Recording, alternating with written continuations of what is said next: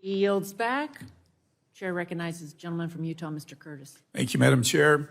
Mr. Chu, my children are getting ready to run a marathon, and I noted during this hearing that they'll be running for about the same amount of time that you'll be sitting in that chair today. Unfortunately, I only get you for 5 minutes, so instead of a marathon, I'd like to do a sprint with you. And I want to go back up to that 30,000 feet level.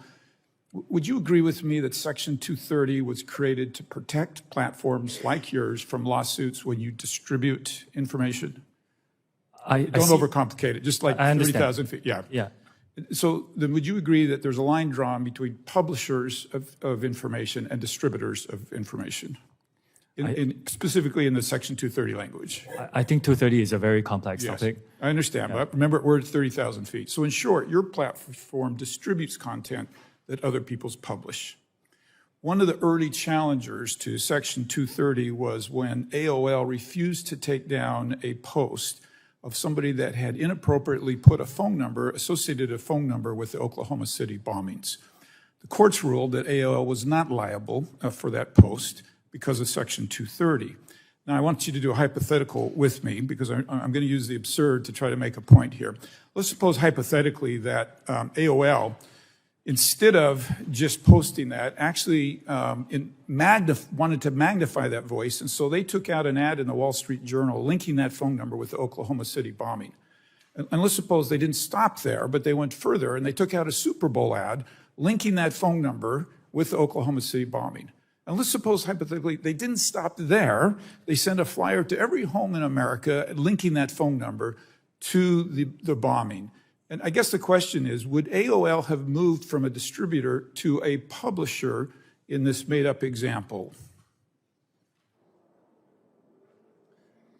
Congressman, I think respectfully, I think everybody can see that they would. This is not a hard question. Moving that far away from the intent would have moved them to a publisher.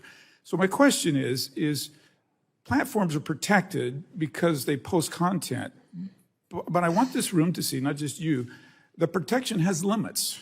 And if AOL moves to a distributor instead of a publisher, they go outside of those limits. Now let's talk algorithms just super quickly. We've thrown that word around a lot today. Let me here again go 30,000 feet, and we'll use another platform so it's not sensitive. But Pinterest, I like to go on Pinterest. My wife and I are building a home, working on the yard right now. If you went on my Pinterest page, you would see swing sets and things made for my grandkids.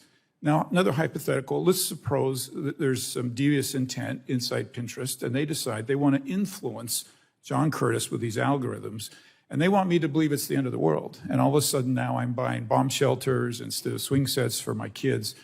Have they become a publisher and should not be protected from Section 230? And if you don't feel, I'm pretty sure the room understands that they have crossed this line, and you can tell me if you think they have or not. Congressman, I will have to study that specific example and get back to you. It's a hypothetical, but you can see at some point they've crossed the line and they have become a publisher and a distributor. So we've touched on this today, but I want to be super specific.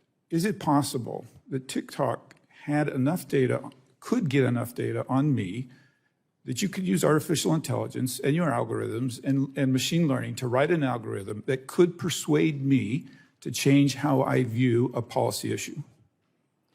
Does that possibility exist? The way we look at it... 30,000 feet, we're on a sprint. I will stay very high level. Okay, the way we look at it is our users come in and express whatever views they want. But that's not the point. The point is you could write an algorithm that would change. And we've actually seen, the Washington Post reported, the Stop the Willow campaign shows how TikTokers are tackling climate change.